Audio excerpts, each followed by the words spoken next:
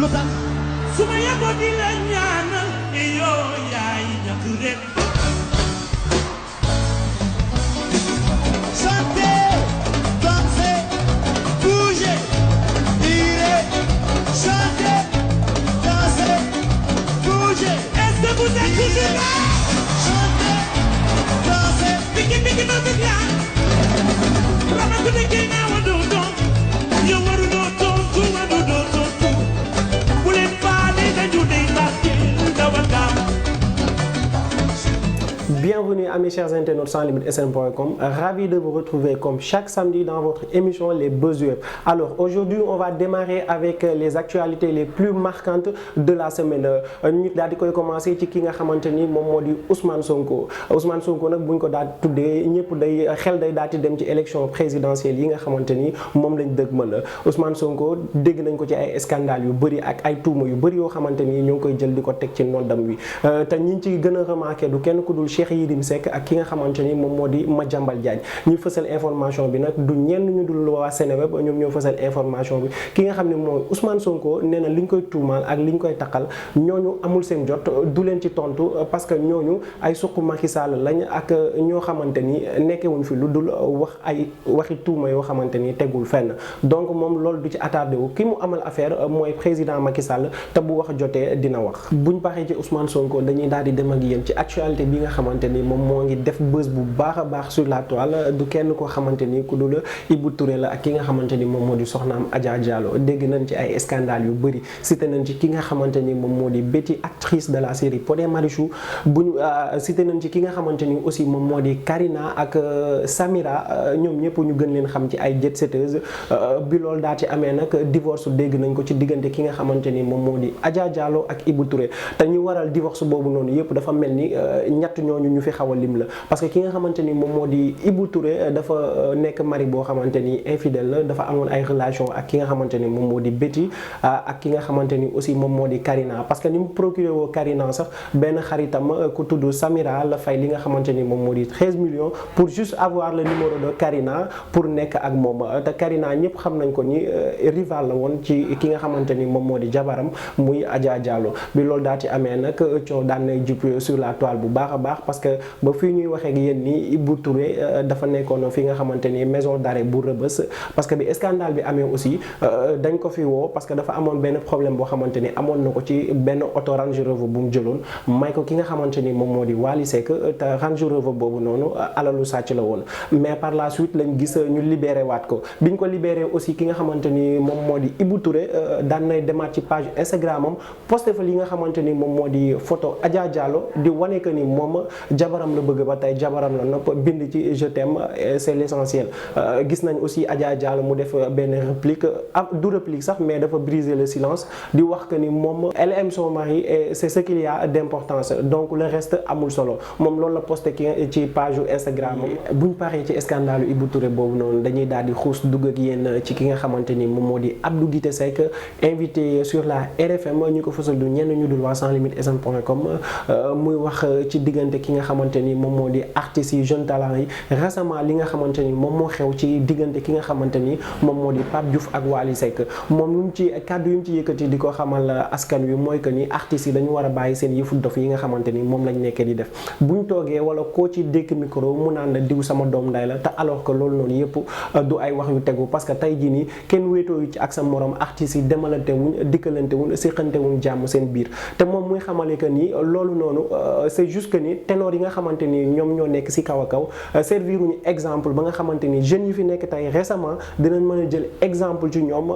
pour mën a suqali li nga xamante ni moom moo di musique bi donc li ñu nekkee dañ ko war a bàyyi ñoom ñu booloo nekk benn pour xool musique sénégalaise nan la ñuy def ba mu avancer jëm kanam buñ daal di paree ci Abdou Guité Seck dañuy daal di dugg ak yéen ci ki nga xamante ni moom moo di Diaw Ketchup humoriste boobu nga xamante ni actuellement il fait le buzz sur les réseaux sociaux ci benn clip boo xamante ni génne na ko posté ko démb ci compte YouTube am mi ngi tudd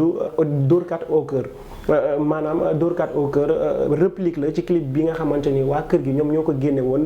tuddee ko saay-saay au cœur maanaam ñu doon wax ay injures la yoo xamante ni dañ ko jëmale ci ki nga xamante ni moom moo di président Macky Sall parce que moom lañ surnommé woon tour boobu noonu Diaw Ketchup nag indi na coow lu bëri sur la toile ñi ko fësal lu ñenn ñu dul waa Sénégal parce que dafa réseaux sociaux yi instant yi commentaires yi partout sénégalais yi ñoo ngi gis seen bopp ñoo ngi koy saaga on le traite de tous les noms parce que nee nañ kii nii dañ ko jënd wala ñu soit ñu fay ko xaalis parce que li gën a marqué sénégalais yi mooy que moom dafay xaste dóorkat te ñëpp nee nañ moom dóorkat la parce que tey jii nii mi ngi toog di répondre waa kër gi te tout le monde sait que ni moom il a des relations avec ki nga xamante ni moom moo di doomu Aly Ngouille Ndiaye ji ñu gën ko xam ci Ali Oji donc bi loolu aussi amee internet yu bëri ñoo ngi réagir naan dañuy désabonné ci li nga xamante ni moom mooy page am parce que kii dañ koo fay am na ñu nekk ci ginnaawam am na sax ñu génn di commentaire naan ko kii de bis bu ko waa kër gi jàppee dinañ ko rey ainsi de suite maanaam am na ñu bëri ñoo xamante ni ànduñu ci moom te vidéo boobu noonu dafa def buzz actuellement parce que démb la ko posté mais tey jii nii bu ñu xëyee mi ngi ci presque 116 000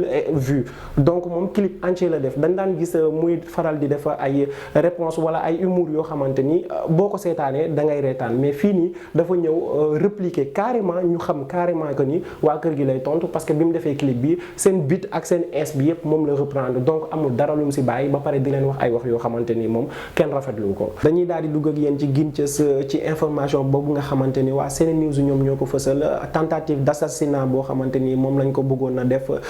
mu subir benn agression bu métti boo xamante ni image yi moo ngi circuler partout ci réseaux sociaux yi image yu doy waar yu choquant yoo xamante ni sax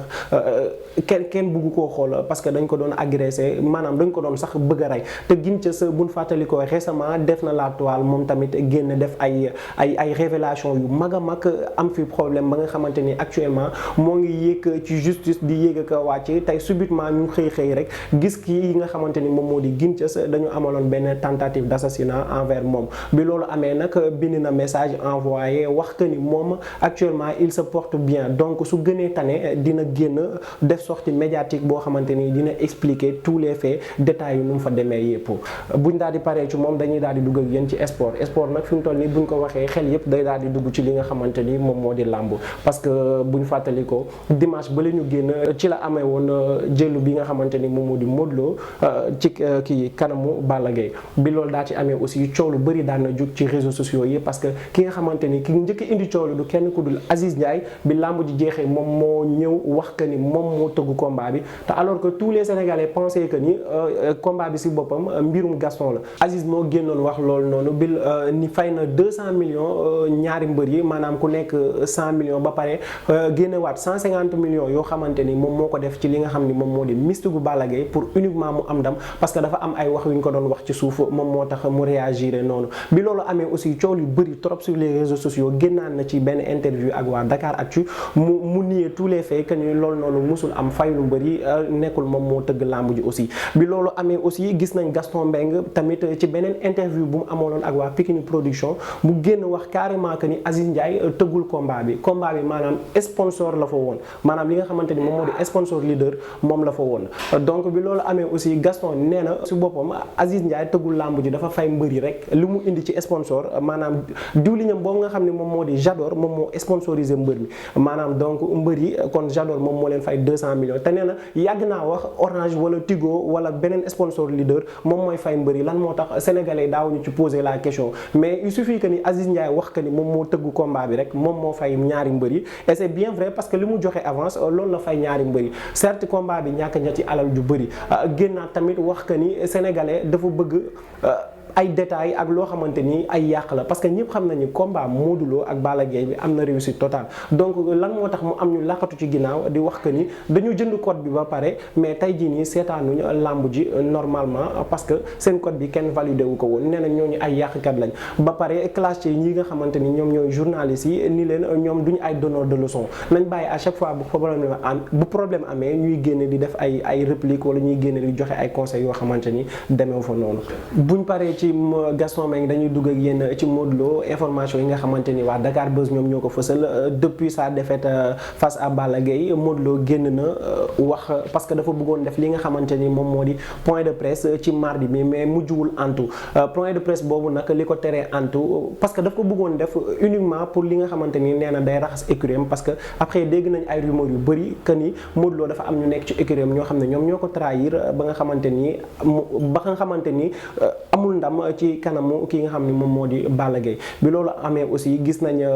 Biram ñi ngi génn moom tamit ci benn interview wax que ni repoussuñu point de presse boobu noonu nee na li fa amoon c'est juste que ni ñoom dañoo fàtte woon que ni dañu signé contrat ak ki nga xamante ni moom moo di waa IACOM donc ñoom ñoo ngi woon sous contrat ba nga xamante ni mu ñu woon def benn point de presse wala benn sortie médiatique tant que seen contrat ak waa IACOM jeexul bi loolu amee aussi gis nañ ay mbokkam fameem ak ay magam ak ñi nga xamante ni ay jigéen ñaaleem nañ génn ci réseaux sociaux yi tamit def ay émission di wax que ni Modou Lo dañ ko sacrifier en plus di attaquer Balla Gaye naan dafa sacrifier une partie de son corps uniquement pour daan Modou Lo di def ay révélations yu fracassantes ba nga xamante ni moo ngi def la toile bu baax a baax sur les réseaux sociaux. Amis chers internautes, c'était un plaisir de partager ce samedi avec vous nii rek lay demee à chaque fois lépp loo xamante ni day def actualité sur la toile di def buzz bu baax a baax sénégalais yi di ci poser toutes les questions du monde donc dañ koy indi leeral leen ko bam leer nañu sur sanslimites sn.com avec Abdou.